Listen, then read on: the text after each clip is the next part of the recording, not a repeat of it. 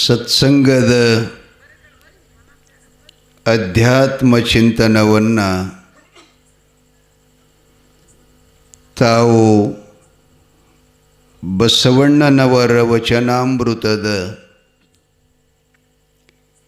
ಕೆಲವು ಸೂತ್ರಗಳೊಂದಿಗೆ ಶ್ರವಣ ಮಾಡ್ತಾ ಇದ್ದೀರಿ. ಮೊದಲನೇ ಪದ ಕಳಬೇಡ ಅಂಥೇಳಿ ಭಾಳ ಸುಲಭವಾಗಿ ನಮ್ಮನ್ನು ದೇವಲೋಕಕ್ಕೆ, ಮೋಕ್ಷ ಸಂಪದಕ್ಕೆ, ಪರಮ ಸಂತೋಷದ ನೆಲೆಯನ್ನು ನಮಗೆ ಮಾರ್ಗವನ್ನು ತೋರಿಸಿಕೊಟ್ಟಿದ್ದಾರೆ. ಕೊನೆಗೆ ಅವರು ಹೇಳಿದ್ದರು,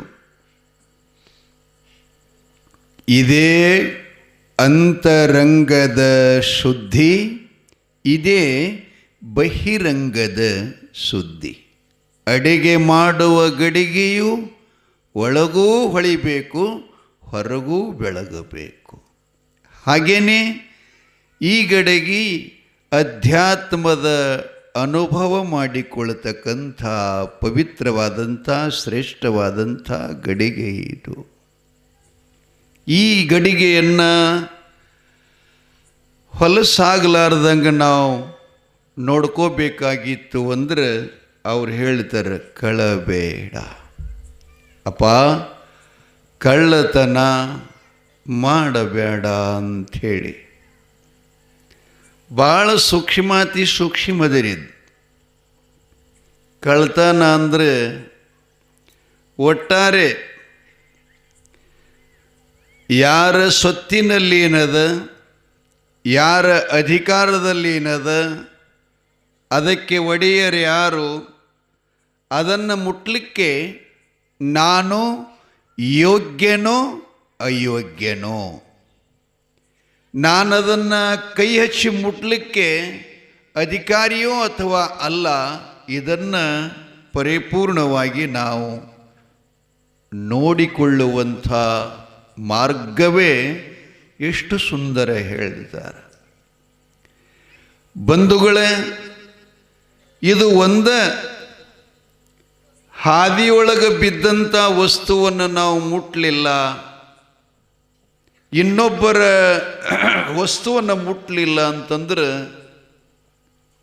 ನಾವು ಸದ್ಗುಣಗಳ ಕಡೆ ಹೋಗಲಿಕ್ಕೆ ನಮಗೆ ಮಾರ್ಗ ಪರಮಾತ್ಮನ ಕೈ ಹಿಡಿದು ತಗೊಂಡು ಹೋಗ್ತಾನೆ.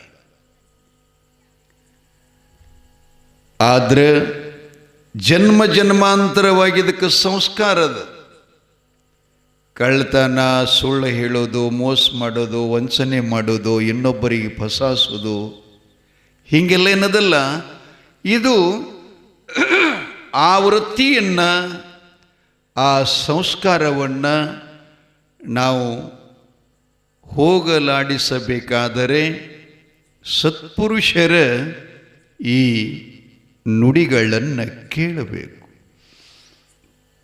ಇದು ವಚನ ಅಷ್ಟೇ ಅಲ್ಲ, ಬಸವಣ್ಣನವರಕ್ಕಿಂತಲೂ ಪೂರ್ವ ಬಸವಣ್ಣವರು 12ನೇ ಶತಮಾನದ ಹಿಡ್ಕೊಂಡು ಈ ಭುವಿಗೆ ವಚನದ ಸಾಮ್ರಾಜ್ಯವನ್ನು ಕಟ್ಟಿದರು. ಅದಕ್ಕೂ ಪೂರ್ವದಲ್ಲಿ ಯೋಗ ಫ್ಯಾಸಿಲಿಟಿಯೊಳಗೆ ಬರ್ತದೆ.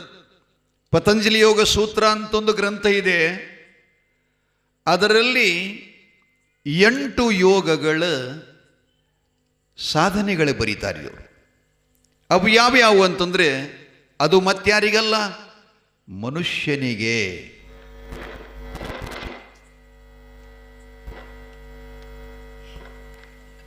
ಸುಮ್ಮನೆ ಇತ್ತಲ್ಲಪ್ಪ, ಯಾಕೆ ಕೈ ಆಡಿಸಿದ?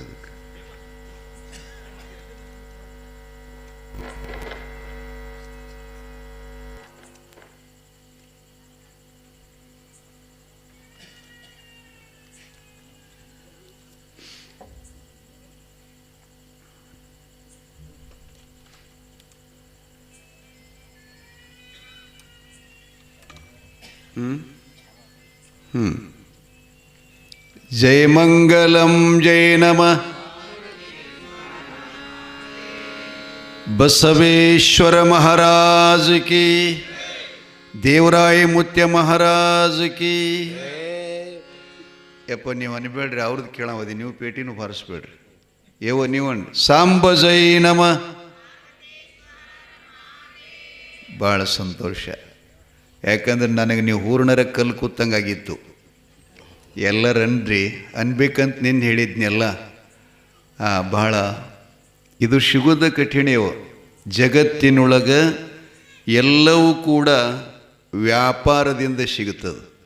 ದುಡ್ಡು ಖರ್ಚು ಮಾಡಿದರೆ ಬೇಕಾದೆಲ್ಲ ಸಿಗುತ್ತದೆ. ಅದರ ಅಧ್ಯಾತ್ಮ ಮಾತ್ರ ರೊಕ್ಕಕ್ಕಾಗಿ ಸಿಗುವುದಲ್ಲ. ಇದು ವ್ಯಾಪಾರ ಮಾಡೋಕ್ಕೆ ಬರಲ್ಲ. ಅಂಗಡಿಯಾಗಿಟ್ಟು ಇದನ್ನು ಯಾರಿಗೆ ತೋರ್ಸೋಕ್ಕಾಗಲ್ಲ. ಗಂಟು ತಲೆ ಮ್ಯಾಗ ಹೊತ್ತುಕೊಂಡು ತಿರುಗಾಡಕ್ಕೆ ಬರೋದಿಲ್ಲ. ಇದು ಭಕ್ತಿಯ ಒಂದು ಸೂತ್ರದಿಂದ ನಮಗೆ ದೊರೀಬಹುದು, ಸಿಗ್ಬೋದು. ಹಂಗೆ ಏನು ಹೇಳಕತ್ತಿದ್ನಪ್ಪ?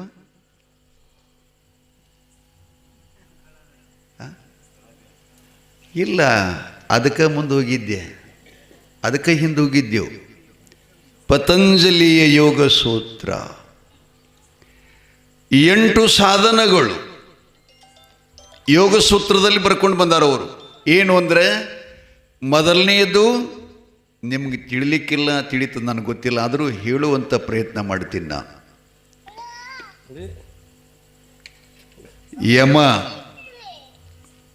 ಒಂದನೇದು ಯಮ, ಎರಡನೇದು ನೇಮ, ಮೂರನೇದು ಆಸನ, ನಾಲ್ಕನೇದು ಪ್ರಾಣಾಯಾಮ, ಐದನೇದು ಪ್ರತ್ಯಾಹಾರ, ಆರನೇದು ಧ್ಯಾನ, ಧಾರಣ, ಸಮಾಧಿ ಅಂತ 8 ಬರುತ್ತಾವ. ಸಮಾಧಿ ಜ್ಞಾನ ಆಗಬೇಕಾಗಿತ್ತು ಅಂತಂದ್ರೆ ಅವರು ಕೂಡ ಯಮದೊಳಗೆ 5 ಪತ್ತೆ ಹೇಳ್ಯಾರ. ಅವರು 5 ಪತ್ತೆ ಯಾವ್ಯಾವ ಅಂತಂದ್ರೆ, ಪರಸ್ತ್ರೀ, ಪರಧನ, ಸುಳ್ಳು ಹೇಳಲಾರ್ದು ಇರುವುದು, ಮತ್ತು ಹಿಂಸಾ ಮಾಡಲಾರ್ದು, ಇನ್ನೊಂದು ಯಾವುದು ಮತ್ತೆ